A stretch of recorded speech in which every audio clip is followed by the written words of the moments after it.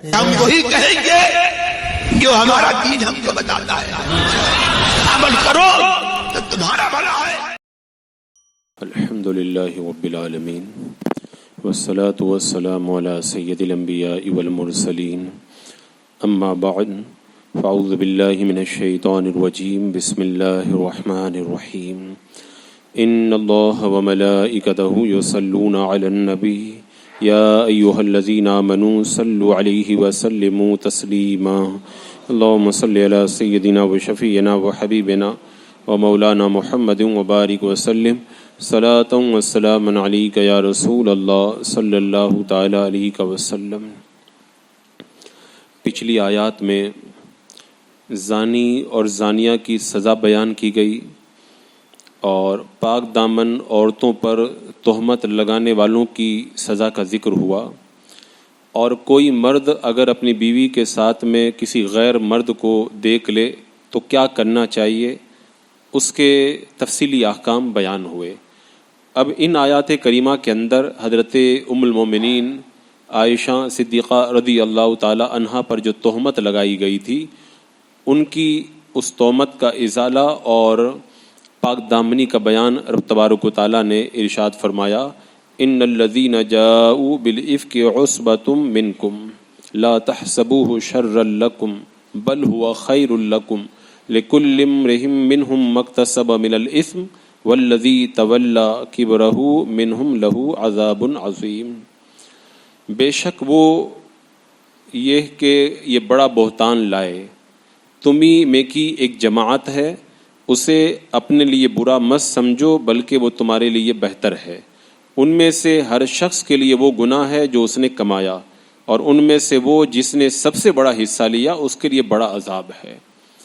یعنی حضرت ام المومنین عائشہ صدیقہ رضی اللہ تعالیٰ عنہ پر جنہوں نے تہمت لگائی، اللہ تعالیٰ فرماتا ہے اسے برا مت سمجھو، یہ تمہارے لیے بہتر ہے۔ میں نے اب کی جمعہ کے اندر بھی اس بات پر روشنی ڈالی تھی کہ انسان کبھی کبھی کسی چیز کو اپنے لیے سمجھتا ہے کہ وہ برا ہے لیکن ہوتا ہے اچھا۔ اس کی کچھ مثالیں بھی میں نے بیان کی تھی، اور یہ جو ہے نا بہت لمبا چوڑا ٹاپک ہے۔ اگر اس کی مثالیں آپ دیکھیں گے نا تو حیرت میں ڈوب جائیں گے۔ آپ سوچتے ہیں یہ کیوں ہو گیا، بعد میں پتہ چلتا ہے وہ بہت اچھا ہو گیا تھا، اگر ایسا نہیں ہوتا تو اور معاملہ خراب ہو جاتا۔ تو اللہ تعالیٰ فرما رہا ہے جو تہمت لگائی گئی اسے اپنے لیے برا مت سمجھو، تمہارے لیے بہتر ہے۔ ان میں سے ہر شخص کے لیے وہ گناہ ہے جو اس نے کمایا، اور جس نے زیادہ تہمت لگائی اور اس کے لیے عذاب بھی بڑا ہے۔ اس کے بعد میں رب نے ارشاد فرمایا، لولا اذ سمعتموه ظن المؤمنون والمؤمنات بانفسهم خيرا وقالوا هذا افک مبین۔ کیوں نہ ہوا جب تم نے اسے سنا تھا کہ مسلمان مردوں اور مسلمان عورتوں نے اپنوں پر نیک گمان کیا ہوتا اور کہتے یہ تو کھلا ہوا بہتان ہے۔ یعنی جب منافقین نے تہمت لگائی، تمہارا فرض یہ بنتا تھا، تم نیک ہو، تمہیں یہ چاہیے تھا کہ تم صاف صاف کہہ دیتے ہم بدگمانی میں نہیں پڑیں گے، تم جو کہہ رہے ہو یہ تہمت لگا رہے ہو، بہتان لگا رہے ہو۔ یہ مسلسل آیات ہیں، ان کے اندر بہت زبردست درس موجود ہے۔ ان آیات کی تہ میں جب اتریں گے تو پتہ چلے گا ایک سوسائٹی اور ایک معاشرہ کس طرح جو ہے وہ خوشگوار زندگی گزار سکتا ہے۔ آج ہمارے معاشرے اور سوسائٹی میں دیکھو نا، ذرا سی بات ہوتی ہے اور ادھر پنچایت ہو رہی ہے، ادھر پنچایت ہو رہی ہے، یہ کچھ کہہ رہا ہے، وہ اس پہ دو باتیں اور لگا رہا ہے۔ اس پورے واقعے میں اللہ تعالیٰ نے جو ہمیں درس عطا فرمایا نا، اگر اس پہ ہم عمل کر لینا، کبھی کسی کی عزت نیلام نہیں ہوگی، معاشرے میں کبھی کوئی بدنام نہیں ہوگا، اور سوسائٹی کے اندر کبھی کسی کی عزت کے اوپر چھیٹا نہیں اچھالا جائے گا۔ اتنا پیارا درس رب تبارک و تعالیٰ نے عطا فرمایا کہ تم کو چاہیے تھا کہ جب تمہارے سامنے کہا گیا کہ یہ ہو گیا وہ ہو گیا، تم صاف صاف کہہ دیتے ہم تو اچھا گمان رکھتے ہیں، یہ تم جو کہہ رہے ہو یہ بہتان ہے۔ کیوں بہتان ہے؟ اللہ تعالیٰ فرماتا ہے لولا جاؤوا علیہ باربعۃ شہداء فاذ لم یاتوا بالشہداء فاولئک عند اللہ هم الکاذبون۔ اس پر 4 گواہ کیوں نہیں لائے؟ تو جب گواہ نہ لائے تو وہی اللہ کے نزدیک جھوٹے ہیں۔ یعنی جو تمہارے سامنے تہمت لگا رہے تھے صاف صاف کہتے، اگر کوئی کسی پر زنا کی تہمت لگائے 4 گواہ چاہیے، اور 4 گواہ کیسے ہونے چاہیے؟ اس طرح کے گواہ ہونے چاہیے وہ کہے ہم نے اپنی آنکھوں سے ان کو اس طرح دیکھا ہے جیسے سرما دانی کے اندر سلائی ہوا کرتی ہے۔ اس طرح 4 لوگ جب گواہی دے دیتے تب جا کر کے ان کی بات مانی جاتی۔ انہوں نے کوئی گواہی بھی نہیں دی، فاولئک عند اللہ هم الکاذبون، تو کہہ دو جو تہمت لگا رہے ہیں وہی سب سے بڑے جھوٹے ہیں۔ تو اگر اس طرح اگر ہم لوگ کرنے لگ جائیں بغیر کسی ثبوت کے، لوگ ہوائی اڑا دیتے ہیں اور ہم 2 کو بتاتے ہیں، 2 4 کو بتاتے ہیں، پورے معاشرے میں عزتوں کو نیلام کر دیتے ہیں، ملتا کیا ہے؟ ایک زندگی تباہ ہوتی ہے اور ہمارے نامہ اعمال کے اندر گناہوں کا امبال لگ جاتا ہے۔ آج ہم کسی کی عزت کو نیلام کر رہے ہیں، کیا ایسا نہیں ہوگا کل ہماری بہو بیٹی کی عزت بھی نیلام ہوگی؟ آج ہم کسی کے اوپر تبصرہ کر رہے ہیں، کیا کل ہماری ذات پہ کوئی تبصرہ نہیں کرے گا؟ دودھ کا دھلا ہوا کون ہے؟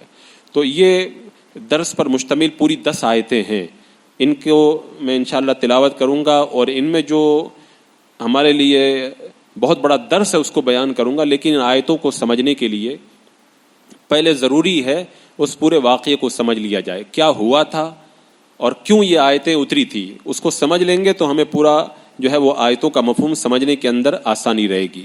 یہ بخاری شریف کی حدیث پاک ہے جس میں پورا واقعہ بیان کیا گیا کہ یہ کیا ہوا تھا، اور یہ واقعہ بڑا عجیب و غریب ہے، اور اس واقعے کو پڑھنے کے بعد میں غصے سے جگر سے خون ٹپکنے لگ جاتا ہے۔ صحیح بخاری شریف میں الگ الگ جگہ اس واقعے کو بیان کیا گیا۔ میں اس واقعے کو صاحب مدارج النبوہ شیخ عبدالحق محدث دہلوی کی روایت کے مطابق بیان کرتا ہوں۔ اس میں بخاری شریف کی حدیث پاک اور دوسری روایتوں کو جمع کیا گیا۔ ام المومنین حضرت عائشہ صدیقہ رضی اللہ تعالیٰ عنہ بیان فرماتی ہیں، جب اللہ کے رسول صلی اللہ تعالیٰ علیہ وسلم کسی سفر کا ارادہ کرتے تھے تو اپنی ازواج مطہرات کے درمیان قرعہ اندازی کرتے تھے۔ یہ اللہ کے رسول علیہ السلام کا انصاف ہے۔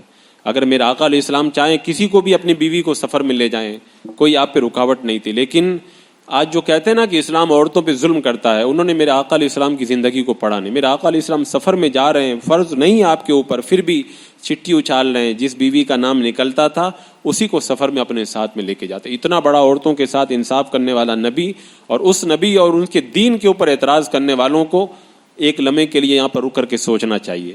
تو کہتے ہیں کہ یہ قرہ کے اندر جب آپ نکالا قرہ تو میرا نام نکل آیا، اور اللہ کے رسول علیہ الصلوۃ والسلام کا طریقہ یہ تھا کہ یہ قرہ اندازی کرتے اور میرا نام جب نکل آیا۔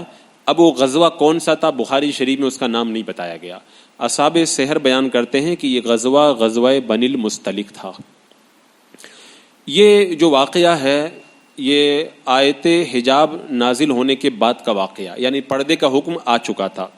تو کہتے ہیں کہ چونکہ پردے کا حکم آ گیا تھا، میرے لیے ہودج بنایا گیا، یعنی اونٹ کے اوپر وہ لکڑی کا بنا کر کے رکھتے ہیں تاکہ پردہ رہے، عورت کی بے پردگی نہ ہو۔ میرے لیے ہودج بنایا گیا اور مجھے اس کے اندر رکھ دیا گیا۔ جب کہیں پہ اترنا ہوتا تھا وہ پالکی کی طرح رہتا تھا، پکڑ کر کے لوگ اتار کے نیچے رکھ دیتے، میں باہر آ جاتی۔ جب چڑھنا ہوتا تھا میں ہودج میں چلی جاتی تھی اور کچھ لوگ اٹھا کر کے اس کو سواری پہ رکھ دیتے تھے اور سواری روانہ ہو جاتی تھی۔ کہہ رہے غزوہ ہو گیا، غزوہ سے نپٹ گئے، اللہ کے رسول علیہ السلام واپس پلٹے، مدینہ منورہ ابھی آیا نہیں تھا۔ تو کہتے ہیں اللہ کے رسول علیہ السلام نے رات کے وقت میں کوچ کا اعلان کر دیا کہ چلو روانہ ہو جاؤ۔ کہہ رہے ہیں کہ اعلان ہوا تو مجھے حاجت ہو گئی، میں حاجت کے لیے تنہا نکل کر کے لشکر کے باہر گئی اور میں نے اپنی حاجت پوری کی۔ حاجت پوری کر کے جب میں آئی بیٹھنے کے لیے سواری کے پاس، میرا ہاتھ اپنے سینے پہ گیا۔ جب سینے پہ ہاتھ لگایا تو پتہ چلا کہ وہ قیمتی موتیوں کا جو ہار تھا وہ میرے گلے میں ہے ہی نہیں۔ تو میں سمجھ گئی کہ کہیں ٹوٹ کر کے گر گیا ہے۔ بولے میں واپس اپنے ہار کو تلاش کرنے کے لیے گئی، ہار ڈھونڈ رہی تھی، اور ہار ڈھونڈتے ڈھونڈتے فرماتی ہیں جب میں واپس آئی تو قافلہ جا چکا تھا۔ اب حضرت ام المومنین کو چھوڑ کے کیسے چلے گئے خود بتاتی ہیں حضرت ام المومنین عائشہ صدیقہ رضی اللہ تعالیٰ عنہ کہ وہ جو جس پالکی میں جس ہودج میں بیٹھتی تھی انہوں نے اس کو اٹھایا اور اٹھا کر کے سواری پہ رکھ دیا، اور کہتی ہیں کہ چونکہ وزن ہلکا پھلکا تھا تو پتہ نہیں چلا ان کو کہ یہ اس کے اندر میں ہوں کہ نہیں ہوں۔ لکڑیوں کا بھی وزن ہوتا ہے، انہوں نے سوچا کہ اندر ہیں، انہوں نے اٹھا کے رکھ دیا۔ اور حضرت ام المومنین خود فرماتی ہیں کہ اس زمانے کے اندر عورتیں بہت ہلکی پھلکی ہوتی تھیں، زیادہ مطلب موٹی تازی نہیں ہوتی تھی، اور مدینہ منورہ میں ویسے بھی مسلمان بہت ہلکی غذا کھاتے تھے۔ تو کہتے ہیں کہ میری عمر بھی کم تھی، میں ہلکی پھلکی تھی، انہوں نے پتہ نہ لگایا اور وہ رکھ دیا، قافلہ روانہ ہو گیا۔ کہتے ہیں جب میں آئی تو دیکھا کہ کوئی نہیں ہے، نہ میں نے کسی بلانے والے کو پایا نہ کسی جواب دینے والے کو پایا۔ میں سوچی کہ یہیں بیٹھ جاتی ہوں، جب آگے جا کے وہ ہودج کو سنبھالیں گے مجھے نہیں پائیں گے، تلاش کرنے کے لیے واپس آئیں گے تو یہیں پر میں رہوں گی تو بہتر رہے گا. کہتے ہیں میں بیٹھ گئی, بیٹھے بیٹھے مجھے نیند آ گئی. اب نیند آئی تو اس زمانے میں طریقہ یہ تھا کہ جب لشکر چلا جاتا تھا ایک دو بندہ پیچھے رہتا تھا. اس کا کام یہ ہوتا تھا کہ لشکر کے جانے کے بعد میں کوئی سامان چھوٹ تو نہیں گیا ہے, وہ تلاش وغیرہ کر کے پھر پیچھے سے پہنچ جاتے تھے. حضرت صفوان رضی اللہ تعالیٰ عنہ کی ڈیوٹی لگی تھی. کہتے ہیں کہ جب وہ آئے اور فرماتی ہیں کہ صبح کے وقت انہوں نے مجھ کو دیکھا, حضرت صفوان نے. اب سوال یہ ہے کہ ان کو کیسے پتا چلا کہ حضرت عائشہ ہیں؟ تو حضرت عائشہ رضی اللہ تعالیٰ عنہ نے وہم دور کر دیا. فرماتی ہیں کہ جب پردے کا حکم نہیں آیا تھا تو انہوں نے مجھ کو دیکھا تھا. اس وقت جب پردے کا حکم نازل نہیں ہوا تھا انہوں نے مجھ کو دیکھا تھا, تو دیکھتے ہی پہچان لیا. تو کہتے جیسے انہوں نے مجھ کو دیکھا میری آنکھ لگی ہوئی تھی, انہوں نے کہا انا للہ و انا الیہ راجعون. بولے انا للہ و انا الیہ راجعون جب انہوں نے پڑھا. اب سوال یہ ہے کہ انہوں نے انا للہ کیوں پڑھا؟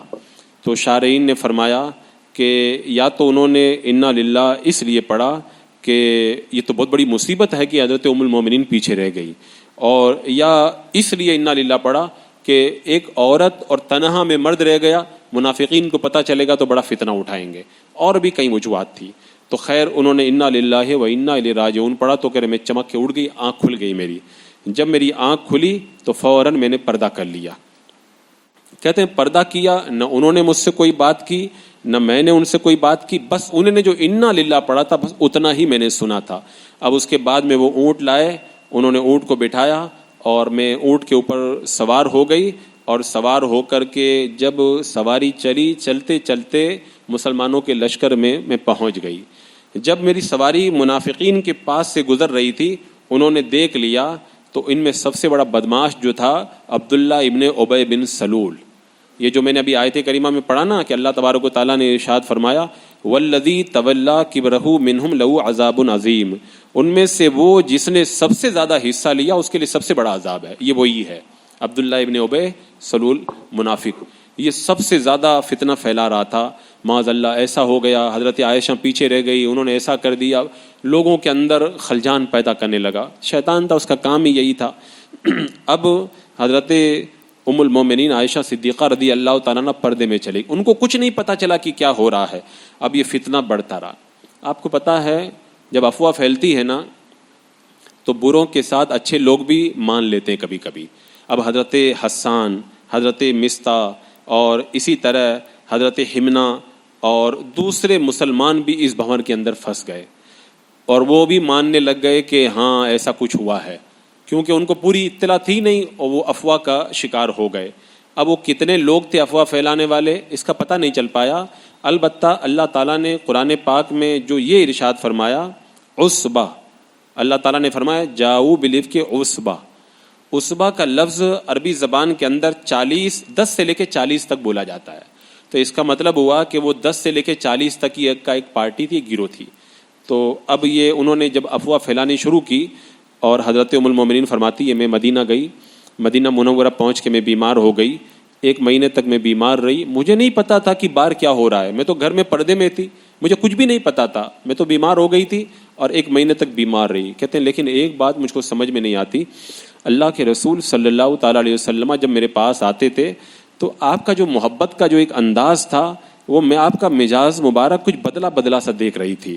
تو بس اتنا ہی تھا. سرکار علیہ السلام تشریف لاتے, سلام کرتے اور پوچھتے کہ طبیعت کیسی ہے, اور کبھی کبھی یہ کہتے کہ تمہارے بیمار کا کیا حال ہے. بس اتنا پوچھتے اور اس کے بعد میں تشریف لے جاتے. اور میرا دل بڑا چوٹ کھا گیا کہ اللہ کے رسول علیہ السلام کیوں مجھ سے اتنے جو ہیں وہ رخ انور کو پھیرے ہوئے ہیں. کہہ رہے ایک دن ایسا ہوا کہ مستہ کی ماں, یہ حضرت مستہ صحابی, ان کی ماں کے ساتھ میں قضائے حاجت کے لیے باہر نکلی. آج کل آپ لوگ دیکھتے ہیں نا دیہاتوں میں عورتیں جب سناٹا ہو جاتا ہے تو استنجا کرنے باہر جاتی ہیں. وہاں پہ دیہاتوں میں استنجا خانہ نہیں ہوتا ہے. تو اس زمانے میں مدینہ منورہ میں بھی ایسا ہی تھا. جب کچھ اندھیرا ہو جاتا تو عورتیں پردہ کرتی تھی اور استنجا کرنے مدینہ منورہ کے باہر ایک جگہ تھی وہاں پہ جاتی تھی. بولے میں نکلی, بولے قضائے حاجت کے لیے ہم لوگ نکلے, اور جب واپس آ رہے تھے تو واپسی کے اندر حضرت مستہ کی چادر ان کے پاؤں میں لپٹ گئی اور وہ الجھ گئی. تو انہوں نے کہا کہ مستہ ہلاک ہو جائے. حضرت عائشہ چونک گئی, کہا کیا بات ہے, تم کیوں کہہ رہی ہو مستہ ہلاک ہو جائے؟ اس لیے کہ مستح تو مہاجرین اولین میں سے بڑی فضیلت ہے ان کی، یہ کیوں کہہ رہی ہیں؟ تو انہوں نے بتایا کہ کیا تمہیں پتہ نہیں ہے یہ مستح بھی تہمت لگانے والوں میں شامل ہو گئے۔ اب حضرت عائشہ چونک گئی، بولے کیا؟ تو انہوں نے کہا کہ عائشہ کیا تمہیں پتہ نہیں تمہارے بارے میں ایسی افواہ پھیلی ہوئی ہے؟ اب حضرت ام المومنین عائشہ صدیقہ کو 1 مہینے کے بعد آج جا کر کے پتہ چلا تھا کہ مدینہ میں میرے خلاف ایسی افواہ پھیلی ہوئی ہے۔ کہتے ہیں جب میں گھر پہ آئی تو میری بیماری بڑھ گئی۔ کہتے ہیں کہ ایک روایت میں ہے کہ میرے دماغ میں دھواں کی طرح گھومنے لگا، میں بے ہوش ہو گئی۔ کہتے میں گھر پہ آئی، اللہ کے رسول علیہ السلام تشریف لائے، پوچھا کیا حال ہے؟ میں نے کہا یا رسول اللہ میں اپنے ماں باپ کے گھر جانا چاہتی ہوں۔ تو اللہ کے رسول علیہ السلام نے اجازت دے دی۔ حضرت عائشہ کیوں گھر جانا چاہتی تھی؟ جب انہوں نے سنا نا کہ میرے بارے میں افواہ پھیلی ہے، اپنی ماں کے گھر گئی، کہ امی جان میں کیا سن رہی ہوں، کیا ایسے میرے بارے میں لوگ باتیں کر رہے ہیں؟ اللہ کے رسول علیہ السلام اسی لیے لگتا ہے کہ وہ مجھ سے کچھ ناراض ہیں۔ تو آپ کی ماں نے کہا بیٹی حوصلہ رکھو، جب کسی عورت کا شوہر اس سے بہت پیار کرتا ہے تو پھر لوگ تو اس کے بارے میں حسد کرنے لگ جاتے ہیں، تو تم سے اللہ کے رسول علیہ السلام پیار کرتے ہیں، اس لیے لوگوں نے افواہ پھیلا دی ہے۔ ماں نے تسلی دی، غم تو ماں کو بھی ہوگا لیکن اپنی بیٹی کو تسلی دینے کے لیے حضرت عائشہ صدیقہ رضی اللہ تعالیٰ عنہ کی ماں نے اس طرح کہا کہ بیٹا تم گھبراؤ مت، ان سب کا شر دور ہو جائے گا۔ اب کہا کہ کیا اللہ کے رسول علیہ السلام تک یہ خبر پہنچ گئی ہے؟ میرے باپ کو پتہ چل گیا؟ کہا کہ ہاں سب کو پتہ ہے۔ اب کہتے ہیں میں رو پڑی۔ بخاری شریف کی حدیث پاک حضرت ام المومنین فرماتی میں رو پڑی، میں روتی رہی اور مجھے پتہ بھی نہیں چلا کہ کب فجر کا وقت ہو گیا۔ بولے میری آنکھوں سے آنسو جاری تھے، میں نے رات میں نہ سرما لگایا، نہ رات بھر میں سو سکی، اور ایسے ہی دن بھی پورا گزر گیا، میرے آنسو رکتے ہی نہیں تھے اور نیند بھی نہیں آتی تھی۔ ایک پاک دامن عورت کے لیے اس سے بڑا صدمہ اور کیا ہوگا کہ اس کے اوپر اس طرح کی تہمت لگائی جائے۔ اللہ اکبر۔ کہتے ہیں میرے والد ماجد حضرت ابو بکر صدیق رضی اللہ تعالیٰ کمرے میں قرآن شریف پڑھ رہے تھے، انہوں نے جب میرا رونا سنا نا تو نکل کر کے آئے اور وہ بھی رونے لگے، مجھے تسلی دی، کہا کہ عائشہ صبر کرو، رو مت، انتظار کرو، اللہ تبارک و تعالیٰ کوئی اپنا حکم ضرور نازل فرمائے گا۔ حضرت عائشہ صدیقہ رضی اللہ تعالیٰ عنہ بیان فرماتی ہیں کہ اب میری بیماری بہت لمبی ہو گئی، وہی نازل نہیں ہو رہی۔ اللہ کے رسول علیہ السلام نے حضرت علی کو بلایا، حضرت اسامہ کو بلایا۔ دیکھو اس حدیث پاک پر وہاں بھی بہت اعتراض کرتے ہیں کہ اگر اللہ کے رسول علیہ السلام کو پتہ تھا کہ میری بیوی پاک دامن ہے تو آپ غمگین کیوں نہیں ہوئے؟ یہ ایک بڑی لمبی چوڑی بحث ہے، اگر وقت ملا تو میں اس پر بعد میں پھر کبھی پورا تفصیل سے جواب دوں گا۔ ایک چھوٹی سی بات آپ یاد رکھیں، اگر آپ کو یقین کے ساتھ معلوم ہے آپ کا بیٹا چور نہیں ہے، لیکن کوئی جھوٹا ہی اگر آپ کو کہہ دے کہ آپ کا بیٹا چور ہے تو کیا آپ کو تکلیف نہیں ہوگی؟ تو آپ کو پتا ہے کہ آپ کا بیٹا چور نہیں ہے، پھر آپ کو تکلیف کیوں ہوئی؟ اس لیے تکلیف ہوئی نا کہ آپ کے خلاف جھوٹ پھیلایا جا رہا ہے۔ تو میرے آقا علیہ السلام کو پتا تھا، پھر بھی آپ غمگین کیوں ہوئے؟ آپ کی بیوی پہ تہمت لگائی گئی تو غمگین ہونا ایک فطری بات تھی۔ خیر، حضرت علی اور حضرت اسامہ کو بلایا، کہا بتاؤ تم کیا کہتے ہو؟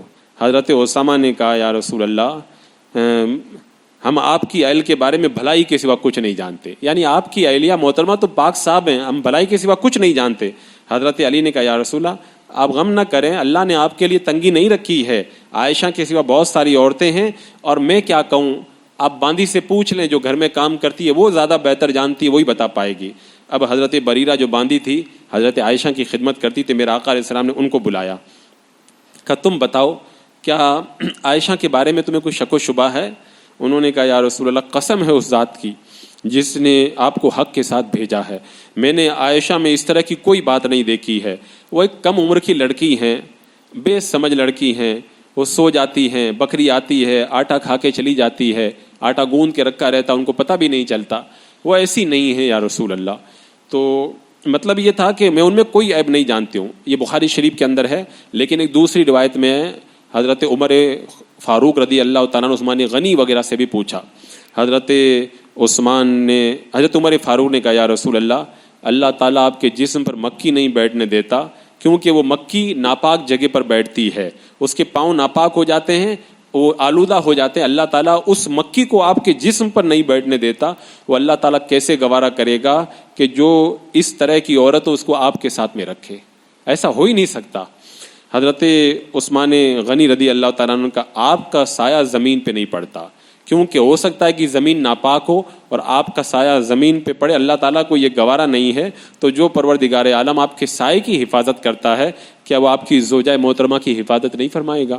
اور حضرت علی مرتضیٰ نے بھی اسی طرح کی باتیں کہی کہ یا رسول اللہ، آپ نماز میں تھے، آپ کی نالین مبارک پر کچھ لگ گیا تھا، اللہ تعالیٰ نے حضرت جبریل کو بھیج کے بتا دیا کہ آپ کے نالین میں کچھ لگا ہوا ہے. تو جو پروردگار عالم آپ کی نالین میں تھوڑا کچھ لگ جائے وہ گوارا نہیں کرتا ہے، تو اگر ایسا کچھ ہوگا تو کیا اللہ تعالیٰ آپ کو خبردار نہیں فرمائے گا؟ یعنی سارے صحابہ جانتے تھے حضرت ام المومنین پاک سے. میرے آقا علیہ السلام نے جب یہ باتیں سنی، آپ ممبر پہ تشریف لے گئے، فرمایا کون ہے جو میری مدد کرے گا؟ اس شخص سے انتقام لے گا جس نے مجھے تکلیف پہنچائی اور میرے اہل خانہ کو تکلیف پہنچائی ہے. مراد وہی منافق عبداللہ ابن ابی جو بدبخت گستاخیاں کر رہا تھا. خیر صحابہ کرام کھڑے ہوئے، اپنی محبتوں کا اظہار کیا. بڑا تفصیل آخر میں پھر یہ آیتیں کب نازل ہوئی، چونکہ پورا تفصیل میں جائیں گے تو بہت لمبا وقت ہو جائے گا. حضرت عائشہ صدیقہ رضی اللہ تعالیٰ عنہ فرماتی میں اپنے باپ کے گھر پہ تھی، یہ باتیں مجھ تک پہنچ رہی تھی، میں رو رہی تھی اور روتے روتے میں بہت کمزور ہو گئی. ایسا لگتا تھا رو کر کے میرا کلیجہ پھٹ جائے گا. یہاں تک کہ 2 دن 2 راتیں گزر گئی اور جاگنے اور رونے کے سوا میرا کوئی کام نہیں تھا. میرے ماں باپ بھی میرے پاس میں بیٹھ کر کے روتے تھے. ایک انصاری عورت مجھ سے پیار کرتی تھی، وہ آئی، اچانک اللہ کے رسول علیہ السلام تشریف لے آئے گھر میں. بولے میرے آقا علیہ السلام جب داخل ہوئے سلام کیا، بیٹھ گئے. اور جب سے یہ افواہ پھیلی تھی 1 مہینہ گزر گیا، اللہ کے رسول علیہ السلام میرے پاس بیٹھے نہیں تھے، آج آ کر کے بیٹھ گئے. اور اس سے پہلے اللہ کے رسول علیہ السلام نے میرے بارے میں کوئی وحی کے بارے میں اطلاع نہیں دی تھی. اس کے بعد میں میرے آقا نے فرمایا کیا حال ہے؟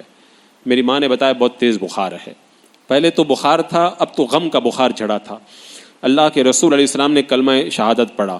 آج اللہ کے رسول علیہ السلام حضرت عائشہ سے بات کر رہے ہیں. کہا عائشہ میرے حضور تمہارے بارے میں ایسی ایسی باتیں آ رہی ہیں، تم اگر پاک صاف ہو اللہ تعالیٰ تمہاری پاکی کو بیان کر دے گا اور تمہاری براءت کو ظاہر فرما دے گا.